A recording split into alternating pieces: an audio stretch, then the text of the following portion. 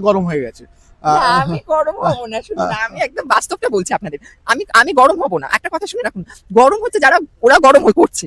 আমি গরম হচ্ছি না বা গরম করতেও যাচ্ছি না। আমি সাধারণ পাবলিক যেটা জানে না, আমি বাস্তবটা বলছি। কারণ সুচিত্রা, তুমি তো বোম্বে সিনেমা টিনেমা এইসব তো খেটে এসছো।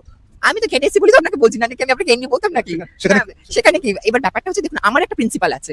আমি ওই যাত্রার সাথে কি ওরকম ওই, দেখুন এরা তো কি হয়, ব্যাপারটা হচ্ছে এরা তো ওই বুড়ো বুড়ো প্রডিউসার গুলো ডাকবে, চলো চলে যাবে। আমার আবার বুড়ো, মানে কি বলে ওইসব, ওই জিনিস কখনই জোয়ান। না, জোয়ানও না, ব্যাপারটা ওইরকম না।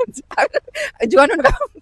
আমার বয়ফ্রেন্ড খুব হ্যান্ডসাম ছিল, তাহলে আমার বেকার শুধু, হ্যাঁ তাহলে আমি না বলছি সিনেমায় কেউ ডাকেনি। সিনেমায় তো ডেকেছে, ডাকবে না কেন? কিন্তু আমি আমি আমার বয়ফ্রেন্ড পছন্দ করতো না।